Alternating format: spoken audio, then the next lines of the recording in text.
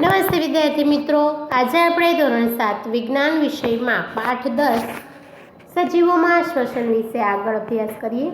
આ અગાઉ આપણે શ્વસન દર વિશે સમજી ગયા. એના પરથી આપણે પ્રવૃત્તિ 10.4 કરીએ. એક ઊંડો શ્વાસ લો. માપપટ્ટીથી તમારી છાતી માપો. હવે શ્વાસ છોડી એટલે કે ઉચ્છ્વાસ દરમિયાન છાતીનું માપ લો. આકૃતિ 10.6 અને તમારા અવલોકનનો કોષ્ટક 10.2માં તમે નોંધો. ફરીથી છાતી ફૂલાવીને તેની લંબાઈ માપો અને જુઓ કે તમારા કયા સહપાઠીની છાતી સૌથી વધુ ફૂલેલી છે. આપણે અવલોકન કરવાનું છે. આપણે એક સાદા નમૂના દ્વારા ઉચ્છ્વાસની પ્રક્રિયા સમજી શકીએ. જ્યારે આપણે હવા એટલે કે શ્વાસ લઈએ છીએ ત્યારે હવા છે એ અંદર તરફ જાય છે, એટલે કે પાસળીઓ બહાર આવે છે અને ઉરોદર પટેલ છે એ નીચે તરફ ખસે છે. ત્યાર પછી આપણે જોઈએ કે શ્વાસ આપણે ઉચ્છ્વાસ બહાર કાઢીએ ત્યારે હવા બહાર જાય છે, પાસળીઓ પાછી જાય છે અને ઉરોદર પટલ નીચે તરફ પાછું આવે છે. આપણે પ્રવૃત્તિ કરીએ. કોઈ પણ તમારા સહપાઠી શ્વાસ દરમિયાન તેનું છાતીનું માપ છે 50 અને ઉચ્છ્વાસ દરમિયાન તેના છાતીનું માપ છે 48. તો માપનો તફાવત શું આવ્યો? 2. ત્યાર પછી કોઈ બીજો સહપાઠી છે એનો શ્વાસ દરમિયાન 58 છાતીનું માપ છે, ઉચ્છ્વાસ દરમિયાન 54 થયો, એટલે માપનું તફાવત આવ્યો 4. ત્યાર પછીનો કોઈ ત્રીજો સહપાઠી છે એનું છાતીનું માપન છે એ 53 જોયું અને ઉચ્છ્વાસ દરમિયાન એનું છાતીનું માપ છે એ 50 આવ્યું, તેનો માપનો તફાવત આવ્યો 3. ત્યાર પછીનો કોઈ એક મિત્ર છે એનું શ્વસન દરમિયાન છાતી છે એનો માપ છે 57 અને ઉચ્છ્વાસ દરમિયાન તેનો માપ છે 55, તો તફાવત આવ્યો 2. હવે આપણે આના પરથી જોઈ શકીએ કે જ્યારે કોઈ પણ વ્યક્તિ શ્વાસ લે છે ત્યારે તેનું છાતીનું માપ છે એ વધે છે અને ઉચ્છ્વાસ દરમિયાન એ છાતીનું માપ છે એ ઘટી જાય છે. પ્રવૃત્તિ 10.5 એક પહોળી પ્લાસ્ટિકની બોટલ લો, તેનું તળિયું કાપી નાખો. એટલે આ પ્રવૃત્તિ છે, આપણે આ જ કરવાનું છે. બરાબર. આ આકૃતિ છે તમે ધ્યાનમાં લઈ અને આ પ્રવૃત્તિ સમજો. વાય આકારની કાચ અથવા પ્લાસ્ટિકની નળી લો. ઢાંકણ ઉપર કાણું પાડો કે જેથી નળી તેમાંથી પસાર થઈ શકે. નળીના ખુલ્લા છેડા પર ન ફૂલેલો ફુગ્ગો રાખો. આકૃતિ 10.7માં દર્શાવ્યા મુજબ બોટલમાંથી નળી પસાર કરો અને બોટલને ઢાંકણથી હવાચુસ્ત બંધ કરો જેથી બહારની હવા અંદર ન જઈ શકે.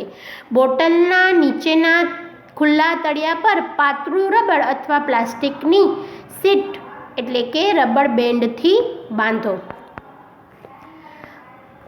ફેફસાના કદમાં થતો વધારો સમજવા રબર શીટના તળિયા તરફથી નીચે ખેંચો અને ફુગ્ગાઓ જુઓ. ફરીથી રબર અને પ્લાસ્ટિકની શીટને ઉપર ધકેલો અને ફુગ્ગાનું અવલોકન કરો. શું તમને ફુગ્ગામાં કંઈ ફેરફાર દેખાય છે? તો તમે શ્વાસોશ્વાસની પ્રક્રિયા સમજવા માટે સક્ષમ હોવા જોઈએ. તો આપણે જોઈએ કે રબર શીટને જ્યારે આપણે ખેંચશું ત્યારે બંને ફુગ્ગા છે એ ફૂલાય છે અને જ્યારે રબર શીટને આપણે ઉપર ધકેલીશું ત્યારે અંદરના બંને ફુગ્ગા છે એ સંકોચન પામશે. તો આ ઉપરથી આપણે અવલોકન કરી શકીએ કે રબર શીટને નીચે ખેંચવાથી ફુગ્ગા ફૂલે છે, કારણ કે તે પર કરવાથી પ્લાસ્ટિકની બોટલનું કદ વધે છે. પરિણામે બહારથી હવા નળી દ્વારા ફુગ્ગામાં ભરાય છે. જ્યારે રબર શીટને ઉપર તરફ ધકેલવામાં આવે છે ત્યારે ફુગ્ગા છે એ સંકોચાઈ જાય છે, કારણ કે તેમ કરવાથી બોટલનું કદ ઘટે છે. પરિણામે ફુગ્ગામાંથી હવા બહાર નીકળી જાય છે. આ ઉપરથી આપણે એવો નિર્ણય તારવી શકીએ છીએ કે મનુષ્યના શ્વાસોશ્વાસની પ્રક્રિયા આપણે સમજીએ તો ફુગ્ગા છે એ ફેફસા છે, બંને ફુગ્ગા છે એ બંને બાજુના ફેફસા છે ને રબર શીટ છે એ આપણા શરીરની આ ઉરોદર પટલ છે.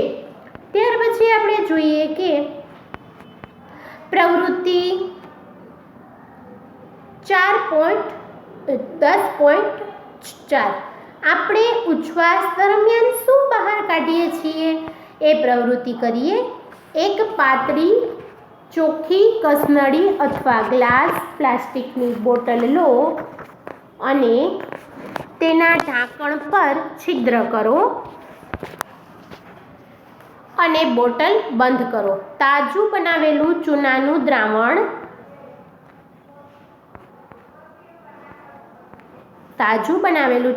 દ્રાવણ છે એ કસનળીમાં આપણે ભરવાનું છે.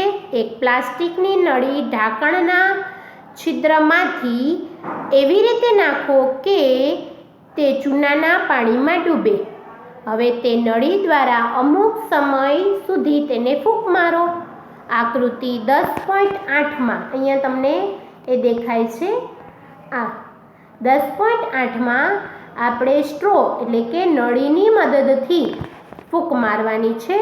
શું ચૂનાના પાણીના દેખાવમાં કંઈ ફેરફાર લાગે છે? શું તમે પ્રકરણ 6માં શીખી ગયા તે મુજબ ફેરફાર વિશે સમજાવી શકશો? તમે જાણો છો કે આપણે હવા અંદર લઈએ કે બહાર કાઢીએ છીએ તે વાયુનું મિશ્રણ છે. આપણે શું બહાર કાઢીએ છીએ? શું આપણે માત્ર કાર્બન ડાયોક્સાઇડ જ બહાર કાઢીએ છીએ? આપણે ખબર છે સામાન્ય રીતે આપણે ઓક્સિજન વાયુ લઈએ છીએ અને કાર્બન ડાયોક્સાઇડ વાયુ બહાર કાઢીએ છીએ કે સાથે સાથે બીજા વાયુઓ પણ હોય છે? તમે જોયું છે કે જો તમે કાચ પર ઉચ્છ્વાસ કાઢો તો તેની સપાટી પર એક બાષ્પનું સ્તર જોવા મળે છે. આ બાષ્પના ટીપાં ક્યાંથી આવે છે તેનો આપણે અભ્યાસ કરીશું. હવે આપણે જોઈએ કે ચૂનાનું નીતર્યું પાણી છે એ કેવી રીતે છે. શ્વાસ અને ઉચ્છ્વાસની ક્રિયા દરમિયાન ઓક્સિજન અને કાર્બન ડાયોક્સાઇડની માત્રા કેટલી છે? તો કે જ્યારે આપણે શ્વાસ લઈએ છીએ હવા દ્વારા ત્યારે 21% ઓક્સિજન હોય છે અને ઉચ્છ્વાસ જ્યારે આપણે બહાર કાઢીએ છીએ ત્યારે 16.4% ઉચ્છ્વાસમાં ઓક્સિજન વાયુ રહેલો છે. અને આપણે જોઈએ કે ફેફસા સુધી 0.04% કાર્બન ડાયોક્સાઇડ વાયુ હોય છે અને 4.4% કાર્બન ડાયોક્સાઇડ વાયુ હોય છે. હવે આપણે જોઈએ ત્યાર પછીના પીરિયડમાં શીખીશું વિદ્યાર્થી મિત્રો. નમસ્તે.